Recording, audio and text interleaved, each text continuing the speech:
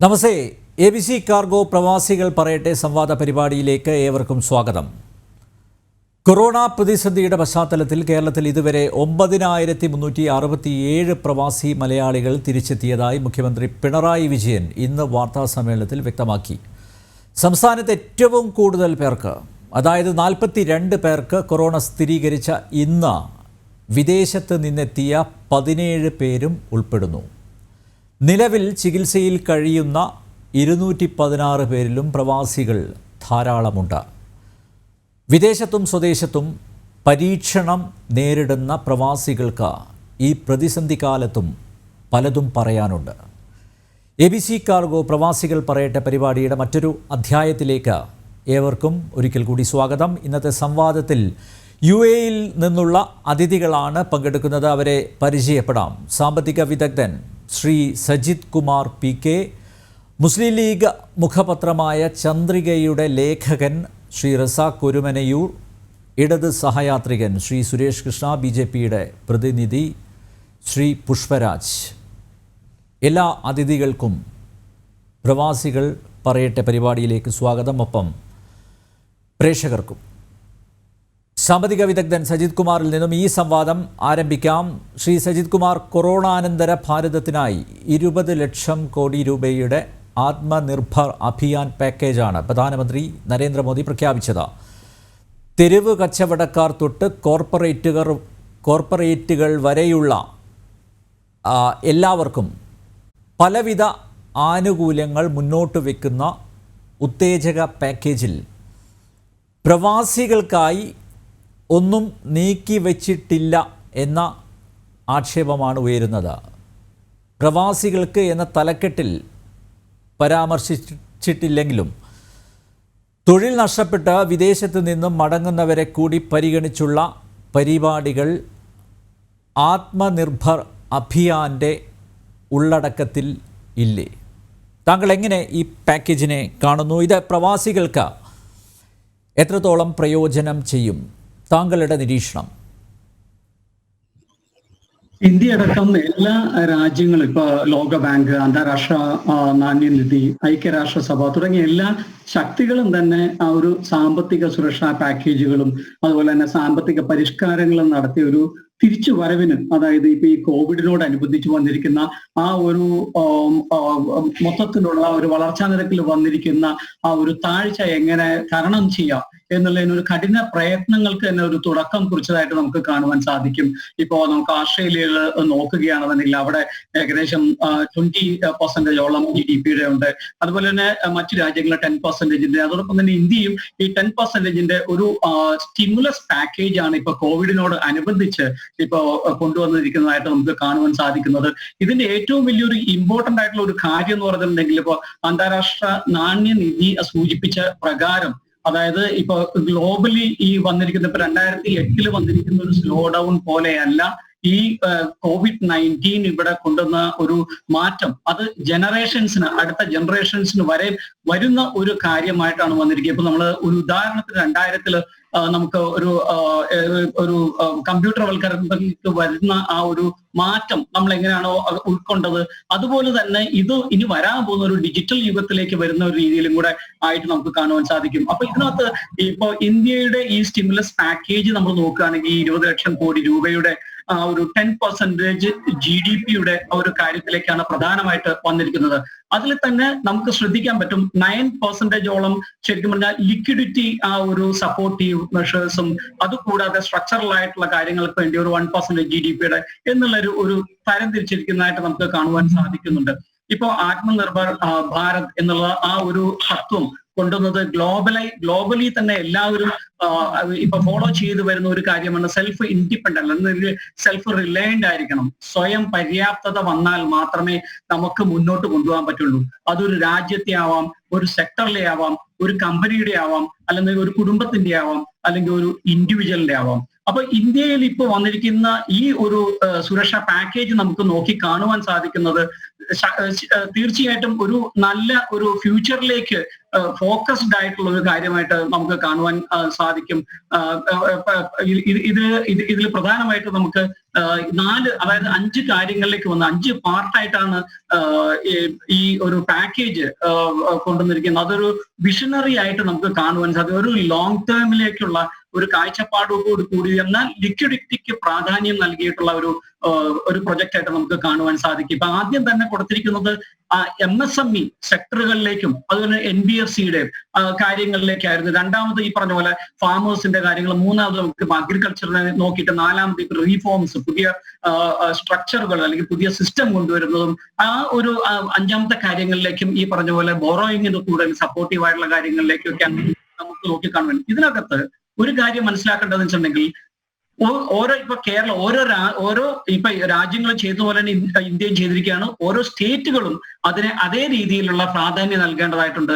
ഇപ്പൊ കേരളത്തിനെ സംബന്ധിച്ച് ഇപ്പൊ വരുന്ന ഒരു കാര്യം എന്ന് വെച്ചാൽ, ഇപ്പൊ കേരളത്തിന്റെ ഇപ്പൊ സാമ്പത്തിക ഭദ്രത തന്നെ നമുക്ക് നോക്കുകയാണെങ്കിൽ, നമുക്ക് ധനമന്ത്രി ശ്രീ ഐസക് തോമസ് തന്നെ പറയുന്നുണ്ട്, വളരെ പരിതാപകരമായിട്ടുള്ള ഒരു കാര്യത്തിലേക്ക് പോവുകയാണെന്നുള്ളത്. ഇപ്പൊ നമ്മൾ ഗവൺമെന്റ് റിപ്പോർട്ട് തന്നെ നോക്കുകയാണെന്നുണ്ടെങ്കിൽ, കേരള ഇപ്പൊ ഇന്ത്യയുടെ GDP വളർച്ചാ നിരക്ക് നോക്കുകയാണെങ്കിൽ 11ാം സ്ഥാനത്താണ് നിൽക്കുന്നത്.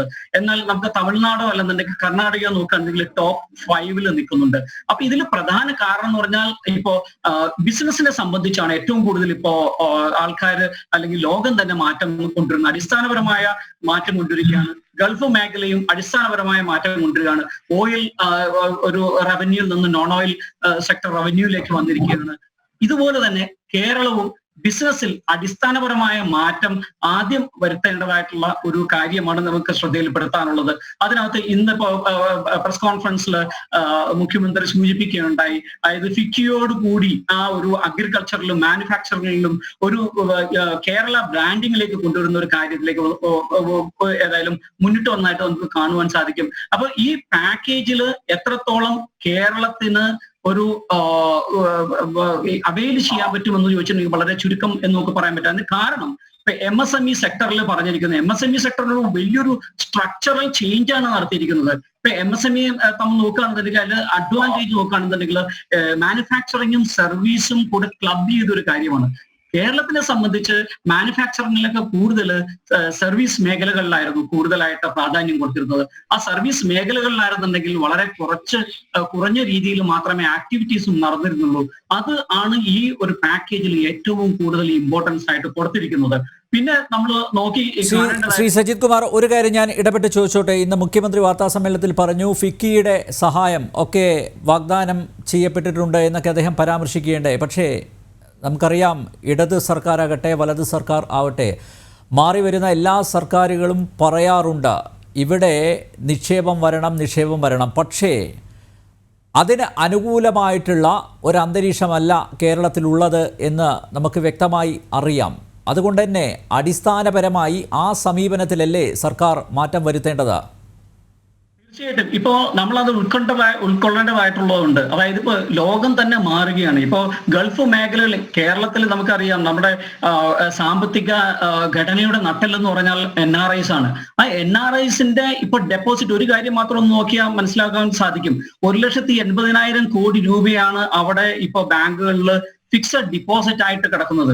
ആ ഫിക്സഡ് ഡിപ്പോസിറ്റ് ആയിട്ട് കിടക്കുന്നത് നമുക്കറിയാം 7.5% അതിന് ഇൻട്രസ്റ്റ് കിട്ടിക്കൊണ്ടിരുന്നത് ഇന്നിപ്പോ ഈ പറഞ്ഞ 4% വരെ കുറച്ചത് അനുസരിച്ച് 5 തൊട്ട് 5.5% വരെ ആയിട്ട് ഏകദേശം 25% തൊട്ട് 30% വരെ ഒരു ഇൻകം, ഒരു റവന്യൂ ഒരു പ്രവാസിയെ സംബന്ധിച്ച് കുറവ് വരികയാണ് കേരളത്തിൽ ചെന്ന് കഴിഞ്ഞിട്ടുണ്ടെങ്കിൽ ഇപ്പൊ തിരിച്ചു പോകുന്ന മലയാളികളാണെന്നുണ്ടെങ്കിലും ഈ ഫണ്ടുകൾ യൂട്ടിലൈസ് ചെയ്യാൻ പോകുന്നു. അപ്പൊ ഇത് വളരെ ശ്രദ്ധിച്ച് നമുക്ക് പോകേണ്ടതായിട്ടുള്ള MSME എങ്ങനെ ഏത് രീതിയിൽ ഇപ്പൊ നമ്മൾ നോക്കുകയാണെന്നുണ്ടെങ്കിൽ ഇന്ത്യയിൽ 69 സെക്ടർ സ്കിൽ കൗൺസിൽസ് ഉണ്ട്.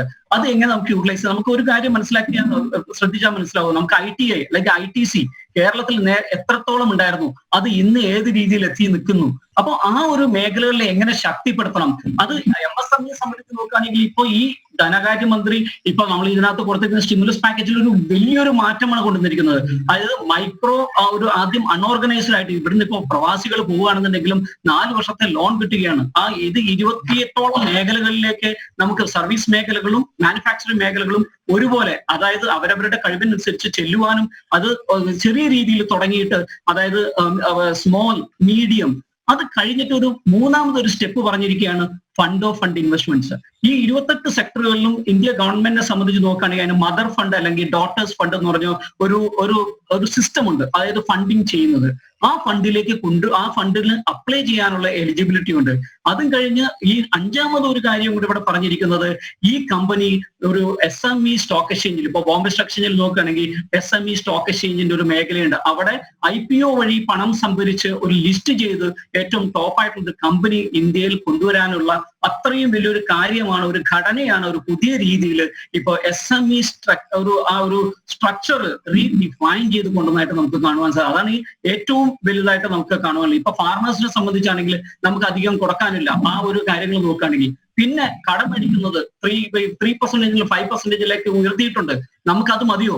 അത് ഒരു ബേർഡൻ അല്ലേ ഓരോ മലയാളികളെ സംബന്ധിച്ച് നോക്കുകയാണെന്നുണ്ടെങ്കിലും. അപ്പോൾ ഇതിനകത്ത് നമുക്ക് വളരെയധികം മാറി ചിന്തിക്കുക, ഒരു വലിയൊരു മാറ്റത്തിന് തന്നെ ഏത് രാഷ്ട്രീയ ഭേദമന്യേ എല്ലാവരും ഒന്നിച്ചു നിന്ന് ഓരോ മലയാളിയും നോക്കിയിട്ട് അവരുടെ ആ ഒരു കാര്യങ്ങൾ ഇപ്പൊ വന്നിരിക്കുന്ന ഓരോ സ്ട്രക്ചറും മാക്സിമം യൂട്ടിലൈസ് ചെയ്താൽ തീർച്ചയായിട്ടും കേരളത്തിലേക്കുള്ള ഫണ്ട്, അതായത് ഇപ്പൊ ഇവിടെയൊക്കെയാണെന്നുണ്ടെങ്കിലും ഒരുപാട് മാറ്റം വരുന്നുണ്ട് ഗൾഫ് മേഖലകളിൽ.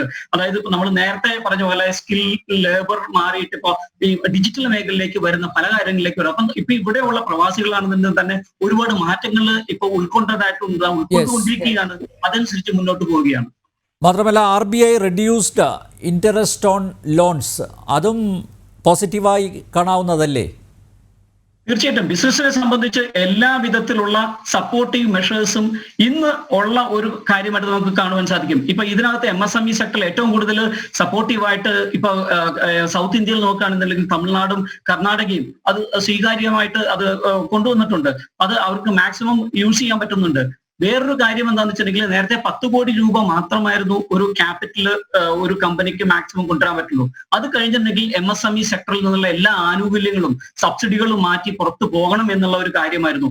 ഇപ്പൊ വന്നിരിക്കുന്ന ഒരു അഡ്വാൻറ്റേജും കൂടെ എന്ന് വെച്ചിട്ടുണ്ടെങ്കിൽ ഈ പറഞ്ഞിരിക്കുന്ന MSMEയുടെ എലിജിബിലിറ്റി കഴിഞ്ഞ് അതിനു മുകളിൽ പോയ കമ്പനികളെല്ലാം തിരിച്ച് MSMEയുടെ ആ ഒരു എലിജിബിലിറ്റിയിലേക്ക് വരുന്ന ഒരു സിസ്റ്റം കാണുവാൻ പറ്റും. പ്രവാസികളെ സംബന്ധിച്ച് നോക്കുകയാണെങ്കിൽ 2 കാര്യങ്ങളാണ് നമുക്കിവിടെ ചെയ്യാൻ പറ്റുക. ഒന്ന്, അവിടെ ചെന്ന് കഴിഞ്ഞിട്ടുണ്ടെങ്കിൽ ഈ പറഞ്ഞ പോലെ 4 വർഷത്തെ ആ ലോൺ എടുത്ത് ബാക്കി എല്ലാ ഫെസിലിറ്റികളും, വേറെ ലൈബിലിറ്റീസ് ഒന്നുമില്ല. അപ്പൊ അതിനകത്ത് തുടക്കം കുറിക്കാനായിട്ട് സാധിക്കും. അതിന് കേരള ഗവൺമെന്റ് ആ രീതിയിൽ സപ്പോർട്ട് ചെയ്യുക.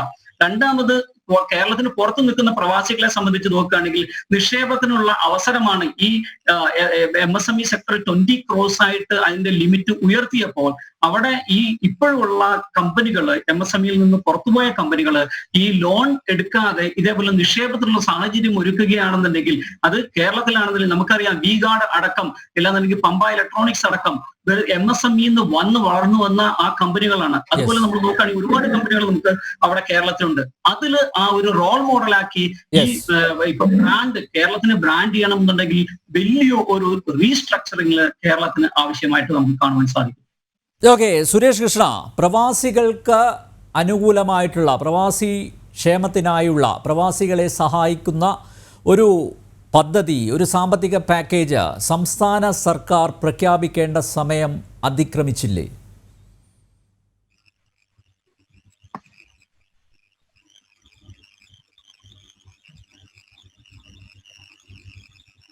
ശ്രീ സുരേഷ് കൃഷ്ണ, കേൾക്കാമോ എൻ്റെ ചോദ്യം? കേൾക്കാം. കേരളത്തിലെ അങ്ങനെ ഒരു സാമ്പത്തിക പാക്കേജിനെ കുറിച്ച് ചർച്ച ചെയ്യുന്നതിന് തൊട്ടു മുമ്പ് ലോകം ഇന്ന് അഭിമുഖീകരിക്കുന്ന ഈ കോവിഡ് കാലഘട്ടത്തിൽ നമ്മെ വിട്ടുപിരിഞ്ഞിട്ടുള്ള ആയിരക്കണക്കിന് ആളുകൾ, ലക്ഷക്കണക്കിന് ആളുകളുണ്ട്. അവരോടുള്ള ആദരവ് മനസ്സിൽ സൂക്ഷിച്ചുകൊണ്ട് തന്നെ പറയട്ടെ, കേരളം ലോകത്തിൽ തന്നെ ഒരു മാതൃകയായി നിലനിൽക്കുന്ന ഒരു സംസ്ഥാനമാണ്. അത് ആയുർദൈർഘ്യത്തിന്റെ കാര്യത്തിലായിരുന്നാലും, സ്ത്രീ വിദ്യാഭ്യാസത്തിന്റെ കാര്യത്തിലായിരുന്നാലും, പൊതു വിതരണ സമ്പ്രദായത്തിന്റെ കാര്യത്തിലായിരുന്നാലും, എല്ലാ കാര്യങ്ങളിലും ഒരു മാതൃകയായി ലോകം കേരളത്തിന് മുന്നിൽ നിൽക്കുമ്പോൾ നമ്മൾ ഈ GDP കുറിച്ചെല്ലാം സാമ്പത്തിക വിദഗ്ധനായ നമ്മുടെ സുഹൃത്ത് ഇവിടെ സൂചിപ്പിക്കുകയുണ്ടായി. അന്യസംസ്ഥാനത്തുള്ള GDP നിരക്ക് കൂടുതലാണെന്നും നമ്മുടേത് കുറവാണെന്നും സൂചിപ്പിക്കുമ്പോൾ തന്നെ മനസ്സിലാക്കണം, ഈ കൊറോണ വന്ന് നമ്മെ ഏത് തരത്തിലാണ് അത് നമ്മെ ബാധിച്ചതെന്നും തൊട്ടടുത്ത സംസ്ഥാനങ്ങളെ ബാധിച്ചത്. മനുഷ്യനെ പരിഗണിക്കുക എന്നുള്ളതാണ് പരമപ്രധാനമായ കാര്യം. ബാക്കിയെല്ലാം ഈ ടെക്നിക്കാലിറ്റീസ് ആണ്, ഈ സാങ്കേതികത്വങ്ങളാണ്. സാങ്കേതികത്വങ്ങൾക്ക് അപ്പുറത്ത് നിന്നുകൊണ്ട് മനുഷ്യ സ്നേഹത്തെ എങ്ങനെ ലോകത്തിന് തന്നെ മാതൃകയാക്കി മാറ്റാമെന്ന് കാണിച്ച ഒരു ഭരണകൂടം ഭരിക്കുന്നിടത്ത് നിന്നാണ് നിങ്ങൾ സാമ്പത്തിക പാക്കേജിനെ കുറിച്ച് ചോദിച്ചത്. ആ ചോദ്യത്തിനുള്ള ഉത്തരം ഒരു ഡയറക്റ്റ് ആയിട്ട് നേരിട്ടുള്ള ഒരു ഉത്തരമായി പറയുന്നതിന് മുമ്പ് പറയട്ടെ, ലോകത്തുള്ള സകല പ്രവാസികളുടെയും പ്രതിനിധീകരിച്ചുകൊണ്ട് ലോക കേരള സഭ നടത്തി. അവിടെ പൊതുവായ ചർച്ചകളുണ്ടായി. ആ ചർച്ചകളിൽ നിന്ന് ഊരിത്തിരിഞ്ഞു വന്ന കാര്യങ്ങൾ നടപ്പിലാക്കാൻ ജാഗ്രതയോടുകൂടി മുന്നിൽ നിന്ന് പ്രവർത്തിച്ച ഒരു ഗവൺമെന്റിനെ കുറിച്ചാണ് നമ്മൾ ഈ സാമ്പത്തിക പാക്കേജ് എന്ന നിലയിൽ പറയുന്നത്. അതേസമയം തൊട്ട് കുറച്ചു ദിവസങ്ങൾക്ക് മുമ്പാണ് പ്രവാസി ക്ഷേമനിധി ഇരട്ടിയാക്കിക്കൊണ്ട് ഗവൺമെന്റ് നടപടിയെടുത്തത്. ആ നടപടി മാത്രമല്ല, ഇവിടുന്ന് തിരികെ പോകുന്ന കഴിഞ്ഞ 4 വർഷം കൊണ്ട് പ്രവാസികൾക്ക് എന്തെല്ലാം തരത്തിൽ സഹായം ചെയ്യാൻ പറ്റുമോ അത്തരം ഒരു പരിഗണന കൊടുത്ത ഒരു ഗവൺമെന്റാണ് ഇവിടെ ഭരിച്ചുകൊണ്ടിരിക്കുന്നത് എന്നുള്ളത് കൊണ്ട് തന്നെ ആ സാമ്പത്തിക പാക്കേജ് ഇവിടെ മുതൽ മുടക്കാൻ വന്ന 2 പ്രവാസികൾക്ക് ആത്മഹത്യ ചെയ്യേണ്ടി വന്നു. അത് താങ്കൾക്കറിയാമല്ലോ. സുരേഷ് കൃഷ്ണ കേൾക്കാമോ? ഇവിടെ മുതൽ മുടക്കാൻ വന്ന 2 പ്രവാസികൾക്ക് ഗത്യന്തരമില്ലാതെ ജീവിതം ഒടുക്കേണ്ടി വന്നു. അത് താങ്കൾക്ക് അറിയാമോ? കേരളം നിക്ഷേപ സൗഹൃദാന്തരീക്ഷം കേരളത്തിലുണ്ട് ആവോളം എന്ന് ഇവിടുത്തെ മുഖ്യമന്ത്രിയും മന്ത്രിമാരും പറയുന്നുണ്ടെങ്കിലും അതല്ല എന്ന് വിളിച്ചു പറയുന്ന 2 ആത്മഹത്യകൾ. ശ്രീ സുരേഷ് കൃഷ്ണ, ഞാൻ പറയുന്നത് താങ്കൾ കേൾക്കുന്നുണ്ടോ? കുറിച്ച് ആ ജീവനെ കാണാത്ത എന്ത് ചർച്ചയാണ് നമുക്ക് ഗുണം ചെയ്യുക? എന്റെ ചോദ്യം താങ്കൾ കേട്ടോ? അല്ല, ആ ചോദ്യം ആവർത്തിക്കാം, ഞാൻ കേട്ടു. അതായത് ഇവിടെ മുതൽ മുടക്കാൻ വന്ന 2 പ്രവാസികൾക്ക് ഗത്യന്തരമില്ലാതെ ആത്മഹത്യ ചെയ്യേണ്ടി വന്നു. താങ്കൾ പറഞ്ഞു സ്നേഹത്തെക്കുറിച്ചൊക്കെ വാനോളം, അതായത് സ്നേഹത്തിൽ അധിഷ്ഠിതമാണ്, അങ്ങനെയുള്ള ഒരു ഭരണകൂടമാണ്, അതിൻ്റെ അടിസ്ഥാനത്തിലാണ് പ്രവർത്തിക്കുന്നത് എന്നൊക്കെ താങ്കൾ പറഞ്ഞു. പക്ഷേ എല്ലാ സർക്കാരുകളും, മാറി വരുന്ന സർക്കാരുകളൊക്കെ പറയാറുണ്ട് ഏകജാലക സംവിധാനം, സിംഗിൾ വിൻഡോ ക്ലിയറൻസ്. ഇന്നേ വരെ അത് നടപ്പിലാക്കിയിട്ടില്ല. പ്രവാസി എന്നല്ല, ഒരാൾക്ക് ഇവിടെ ബിസിനസ് തുടങ്ങണമെങ്കിൽ പല വാതിലുകളിലും മുട്ടേണ്ടി വരും. പക്ഷേ ആ വാതിലുകളൊന്നും തുറക്കാറില്ല. ഒടുവിൽ അവർക്ക് ഒരു കയർത്തുമ്പിൽ ജീവിതം ഒടുക്കേണ്ടി വരുന്നു. അതാണ് കേരളത്തിലെ അവസ്ഥ. കേരളത്തിന്റെ പഴയകാല ചരിത്രമാണ്. പഴയ കാലത്തൊന്നുമല്ല, അടുത്ത് സംഭവിച്ചതാണത്. കേരളത്തിന്റെ പഴയകാല ചരിത്രമാണ്. ആവർത്തിക്കട്ടെ, 7 ദിവസം കൊണ്ട് സിംഗിൾ വിൻഡോയിലൂടെ 7 ദിവസം കൊണ്ട് വ്യവസായങ്ങൾക്ക്, ചെറുകിട വ്യവസായങ്ങൾക്ക് അനുമതി കൊടുക്കുന്ന സംവിധാനം ഒരുക്കിയത് പിണറായി വിജയന്റെ ഗവൺമെന്റ്. ആ സംവിധാനം അയൽ സംസ്ഥാനങ്ങളിലുണ്ട്, പ്രത്യേകിച്ച് ആന്ധ്ര പോലുള്ള സംസ്ഥാനങ്ങളിൽ. അവിടെ വിമാനത്താവളത്തിൽ ഇറങ്ങിക്കഴിഞ്ഞാൽ ഒരു പ്രവാസിയെ മന്ത്രിമാർ തന്നെ വിമാനത്താവളത്തിൽ നിന്ന് സ്വീകരിച്ചു കൊണ്ടുപോകും. കേരളത്തിലെ അവസ്ഥ അതല്ല. ശ്രീ സുരേഷ് കൃഷ്ണ, അത് താങ്കൾ ഓർക്കുക. നമ്മുടെ സമീപനത്തിൽ മാറ്റം വരുത്തേണ്ടിയിരിക്കുന്നു. അത് അനിവാര്യമാണ്. ആ അനിവാര്യമായ മാറ്റം, അടിസ്ഥാനപരമായിട്ടുള്ള ആ മാറ്റം ഉണ്ടെങ്കിൽ മാത്രമേ കേരളത്തിൽ കൂടുതൽ വ്യവസായങ്ങൾ വരികയുള്ളൂ. അതിൽ യാതൊരു സംശയവുമില്ല. നമ്മൾ എത്ര പ്രസംഗിച്ചാലും അടിസ്ഥാനപരമായ മാറ്റം വരണം സമീപനത്തിൽ. GST നമ്മുടെ നാട്ടിൽ നിന്ന് പിരിച്ചുകൊണ്ടുപോയിട്ട്, കേരളത്തിലെ ഓരോ മനുഷ്യന്റെ പോക്കറ്റിൽ നിന്ന് GSTയുടെ വകയായി പിരിച്ചുകൊണ്ടുപോയിട്ട് അതിന്റെ വിഹിതം കൊടുക്കാതെ ഇത്ര കാലം വച്ചു നീട്ടിയ ആ സ്ഥിതി ഉണ്ടല്ലോ, അത് മാറണം. മാത്രമല്ല, അനിൽ നമ്പ്യാർ പറഞ്ഞതിനെ ഞാൻ വളരെ പോസിറ്റീവായി കാണുന്നു. എന്താണ്? കേരളത്തിൽ പൊതുവായ മാറ്റം ഉണ്ടാണ്. ആ മാറ്റത്തിന് നേതൃത്വം 4 വർഷം കൊണ്ട് കൊടുത്തതിന്റെ ഫലമായിട്ടാണ് 7 ദിവസം കൊണ്ട് സിംഗിൾ വിൻഡോ വഴി വ്യവസായങ്ങൾക്ക് അനുമതി കൊടുക്കുന്നത്. അതുകൊണ്ടാണ് ഏതെങ്കിലും ഒരു വ്യവസായം സിംഗിൾ വിൻഡോ ക്ലിയറൻസിലൂടെ വന്ന വ്യവസായത്തെക്കുറിച്ച് താങ്കൾ പേര് പറയുകയാണെങ്കിൽ ഞാൻ ഇന്ന് ഈ പരിപാടി അവസാനിപ്പിക്കും. ഏറ്റെടുത്തതാണ് കേരള ഗവൺമെന്റ്. ഓക്കെ, ഞാൻ താങ്കളിലേക്ക് തിരിച്ചു വരാം. റസാഖ് ഒരുമനയൂർ, നമ്മുടെ പ്രവാസികൾ വിദേശത്തും സ്വദേശത്തും ഈ കൊറോണ കാലത്ത് ഒരുപോലെ ദുരിതം അനുഭവിക്കുന്നുണ്ട്. പട്ടിണിയിലാണെന്ന് പോലും പറഞ്ഞ് വിളിക്കുന്നവരുണ്ട്. ഇവിടെ നാട്ടിലുള്ള ഞങ്ങൾക്ക് നിരവധി ഫോൺ കോൾസാണ് വരുന്നത് വിദേശങ്ങളിൽ നിന്നും. നാട്ടിലെത്തി ക്വാറന്റീനിൽ കഴിയുന്നവരുടെ സ്ഥിതിയും വിഭിന്നമല്ല. അടിസ്ഥാന സൗകര്യങ്ങളുടെ അപര്യാപ്തതയിൽ പൊറുതിമുട്ടുന്നു. പ്രവാസ ലോകത്തും സ്വദേശത്തും ഇവർക്ക് സഹായം ആവശ്യമുണ്ട്. പ്രവാസികളുടെ കണ്ണീരിന് ഒരു പരിഹാരമുണ്ടാക്കണ്ടേ? എന്താണ് താങ്കൾക്ക് നിർദ്ദേശിക്കാനുള്ളത്? ശ്രീ റസാഖ്, താങ്കൾ ഒരു പത്രപ്രവർത്തകൻ കൂടിയാണ്. തീർച്ചയായിട്ടും ഞാൻ ഇവരൊക്കെ പറഞ്ഞതിൽ നിന്നും വളരെ വ്യത്യസ്തമായ ഒരു വീക്ഷണത്തിലാണ് ഞാൻ സംസാരിക്കുന്നത്. എനിക്ക് പറയാനുള്ളത് ഇവരൊക്കെ പറഞ്ഞ പോലുള്ള വലിയ ഡിഗ്നിയുടെ കാര്യങ്ങളോ മറ്റൊന്നുമില്ല. ഞാൻ പറയാനുള്ളത് നമ്മുടെ സാധാരണക്കാരായ പ്രവാസികളെ കുറിച്ച് മനസ്സിലാക്കണം. പ്രവാസികൾ എന്ന് പറയുമ്പോൾ, NRIക്കാരെന്ന് പറയുമ്പോൾ അത് വലിയ വലിയ സമ്പന്നരൊന്നല്ല. ഇവിടുത്തെ ഇന്ത്യൻ എംബസിയുടെ കണക്കനുസരിച്ച് തന്നെ 35 ലക്ഷത്തോളം ഇന്ത്യക്കാർ UAE വസിക്കുന്നുണ്ട്. അതിൽ ഇന്ത്യൻ എംബസി തന്നെ പറയുന്നു 65% ആളുകളും ബ്ലൂ കോളർ ആളുകളാണ്. ഈ ബ്ലൂ കോളർ ആളുകളുടെ അവസ്ഥ നാം മനസ്സിലാക്കണം. അവരെക്കുറിച്ചാണ് നാം പഠിക്കേണ്ടത്, അവരെക്കുറിച്ചാണ് നാം ചർച്ച ചെയ്യേണ്ടത്. നമ്മുടെ ലക്ഷങ്ങളും കോടികളും മുടക്കിയുള്ള വലിയ വലിയ സമ്പന്നരുടെ കഥകളോ അല്ലെങ്കിൽ വലിയ വലിയ നിക്ഷേപങ്ങളുടെ കാര്യങ്ങളല്ല. ഞാൻ ഊന്നി പറയാൻ ആഗ്രഹിക്കുന്നത് വളരെ സാധാരണക്കാരായ ആളുകൾ, ബ്ലൂ കോളർ ആളുകൾ, എന്നും സമൂഹത്തിന്റെ അടിത്തട്ടിൽ കഴിയാൻ വേണ്ടി വിധിക്കപ്പെട്ട ആളുകൾ, പ്രവാസി എന്നൊരു പട്ടം ചാർത്തപ്പെട്ടതിന്റെ പേരിൽ അവർക്കൊന്നും ചെയ്യാൻ സാധിക്കാതെ പോകുന്ന കുറെ ആളുകളുണ്ട്. അവരാണ് ബഹുഭൂരിഭാഗം വരെ പ്രവാസി. ഞാൻ പറഞ്ഞല്ലോ, ഇന്ത്യൻ എംബസിയുടെ കണക്കനുസരിച്ച് 65% ആളുകൾ ബ്ലൂ കോളറാണ്, 20% ആളുകളാണ് വൈറ്റ് കോളർ, 15% ആളുകൾ മാത്രമാണ് പ്രൊഫഷണൽസും ബിസിനസ് മേഖലയിലുണ്ട്. ഈ 15% ആളുകളെ മാത്രമേ നിങ്ങൾക്കൊരു NRI എന്നുള്ള ഒരു പൊസിഷനിൽ കൊണ്ടിരുത്താൻ സാധിക്കുള്ളൂ. ബാക്കി വരുന്ന 65%, 20% ആളുകളുണ്ടല്ലോ, 65% ആളുകൾ വളരെ പാവപ്പെട്ടവരാണ്. നാടൻ ഭാഷയിൽ പറഞ്ഞാൽ വളരെ സാധുക്കളാണ്. അതാണ് അവരൊക്കെ നിങ്ങൾ ഇന്ന് സമൂഹത്തിലുള്ള എല്ലാ ആളുകളും മനസ്സിലാക്കേണ്ടത്. പ്രവാസികൾ എന്ന് പറയുമ്പോൾ 65% UAE മാത്രം 35 ലക്ഷത്തിൽ 65% ആളുകൾ സാധാരണക്കാരോ അല്ലെങ്കിൽ അതിൽ താഴെയുള്ള ആളുകളാണ്. അവരെ കുറിച്ചാണ് നാം ചർച്ച ചെയ്യേണ്ടത്. അവരുടെ വേദനയാണ് നമ്മൾ മനസ്സിലാക്കേണ്ടത്. നമ്മൾ കോടികളുടെ നിക്ഷേപത്തിന്റെ കാര്യം പറഞ്ഞിട്ട് കാര്യമില്ല, അല്ലെങ്കിൽ ലക്ഷങ്ങളുടെ മറ്റൊരു കാര്യങ്ങൾ പറഞ്ഞിട്ട് കാര്യമില്ല. ഒരു മാസം ഒരു ദിവസം ഓവർ ടൈം കിട്ടിയില്ലെങ്കിൽ പ്രതിമാസം നാട്ടിലേക്ക് പൈസ അയക്കാൻ സാധിക്കാത്ത ഒരുപാട് ആളുകളുണ്ട്. അവരെ കുറിച്ച് നാം ചർച്ച ചെയ്യണം. അവരാണ് യഥാർത്ഥ പ്രവാസികൾ. മറ്റുള്ളവരുടെ സമ്പന്നതയുടെ മടിത്തട്ടിൽ ആറാടുക്കുന്ന ആളുകളാണ്. അവരെ കുറിച്ച് ചർച്ച ചെയ്തതിൽ അർത്ഥമില്ല. പ്രവാസികൾ ഉറ്റുനോക്കുന്നത്, പ്രവാസികൾ എന്ന് പറയുന്നത് ഉറ്റുനോക്കുന്നത്, ഈ 65% ആളുകൾ ഉറ്റുനോക്കുന്നത് ഞങ്ങൾക്ക് എന്തെങ്കിലും കിട്ടാനുണ്ടോ, ഞങ്ങൾക്ക് എന്തെങ്കിലും സാധ്യതകളുണ്ടോ, ഞങ്ങൾക്ക് എന്തെങ്കിലും ജീവിതമാർഗം കിട്ടുമോ എന്നുള്ളതാണ്. വലിയ വലിയ വായി നാം സംസാരിക്കുന്നതിന് അർത്ഥമില്ല. ഞാൻ വളരെ വളരെ വിഷമത്തോട് പറയുന്നു, ഈ 65% ആളുകളെ കുറിച്ച് നാം അവരെ കുറിച്ചാണ് ചർച്ച ചെയ്യേണ്ടത്. സമ്പന്നരായ ആളുകൾക്ക്, വ്യവസായ പ്രമുഖർക്ക്, അല്ലെങ്കിൽ പ്രൊഫഷണൽ ആളുകൾക്ക് അവർ ഇവിടെ വിട്ടു പോയി കഴിഞ്ഞാലും നാട്ടിൽ ജീവിക്കാൻ ഒരുപാട് മാർഗങ്ങളുണ്ട്. പക്ഷെ പ്രിയ സുഹൃത്തുക്കളെ, ഞാൻ പറയുന്നു, ഈ 65% ആളുകൾ ഒരു ദിവസം ഒരു ഓവർ ടൈം 1 മണിക്കൂർ കുറഞ്ഞു കഴിഞ്ഞാൽ വേവലാതിപ്പെടുന്ന ആളുകളുണ്ട്. ഓവർ ടൈം ഇല്ലെങ്കിൽ ജീവിക്കാൻ മാർഗമില്ലാത്ത ആളുകൾ, ഒരു ദിവസം 1 മണിക്കൂർ ഓവർ ടൈം കുറഞ്ഞു കഴിഞ്ഞാൽ വേവലാതിപ്പെടുന്ന ആളുകളുണ്ട്. ഞാൻ അവരെ കൂടെയാണ്, അവർക്ക് വേണ്ടിയാണ് സംസാരിക്കുന്നത്. ഞങ്ങളും അവരോടൊപ്പമാണ്. ഒരു സംശയം വേണ്ട റസാഖ്, അവരുടെ പ്രശ്നങ്ങൾ തന്നെയാണ് പരിഹരിക്കപ്പെടേണ്ടത്. സമ്പന്നന്മാർക്ക് വേണ്ടി വാദിക്കേണ്ട ആവശ്യമില്ലല്ലോ. സാധാരണക്കാരായ പ്രവാസികൾക്ക് വേണ്ടി തന്നെയാണ് വാദിക്കുന്നത്. അവർക്ക് അവരുടെ പ്രശ്നങ്ങൾ, അവരുടെ ആകുലതകൾ, അവരുടെ ഉത്കണ്ഠകൾ, അവരുടെ സന്തോഷം, അവരുടെ വിഷമം, അത് ചർച്ച ചെയ്യാനുള്ള വേദി തന്നെയാണിത്. 1960-കളിലും 70-കളിലും ആദ്യത്തിലും ഇവിടെ വന്ന ആളുകൾ, അവരാണ് ആദ്യത്തെ പ്രവാസികൾ. ആ പ്രവാസികൾ 2000 അല്ലെങ്കിൽ 2010 ആവുമ്പോഴോ അവരുടെ ആ പ്രവാസത്തിന്റെ 1-ാം തലമുറ, ഗൾഫ് രാഷ്ട്രങ്ങളിലെ പ്രവാസത്തിന്റെ 1-ാം തലമുറ അവർ തിരിച്ചുപോയി. ആ തിരിച്ചുപോയ ആളുകളുടെ അവസ്ഥ വളരെ പരിതാപകരമായിരുന്നു. അവരൊന്നും നേടിയില്ല. 35-40 വർഷം ഗൾഫ് നാടുകളിൽ കഠിനാധ്വാനം ചെയ്തിട്ട് തിരിച്ചു പോകുമ്പോൾ നയാ പൈസ ഇല്ലാതെ തിരിച്ചുപോയി. ഇന്നും ജീവിക്കാൻ ഒരു കൂരയില്ലാത്ത ആളുകളുണ്ട്, അന്തിയുറങ്ങാൻ കൂരയില്ലാത്ത ആളുകളുണ്ട്, മറ്റുള്ള ആശ്രയം കൊണ്ട് ജീവിക്കേണ്ടി വരുന്ന പ്രവാസികളുണ്ട്. ആ പ്രവാസികൾക്ക് വേണ്ടി എന്ത് ചെയ്യുന്നു സർക്കാർ? കേരളം ഭരിക്കുന്നവരായിരുന്നാലും കേന്ദ്രം ഭരിക്കുന്നവരായിരുന്നാലും ആ പ്രവാസികൾക്ക് വേണ്ടി എന്ത് ചെയ്യുന്നു എന്നതിനെ കുറിച്ച് നാം ചർച്ച ചെയ്യണം.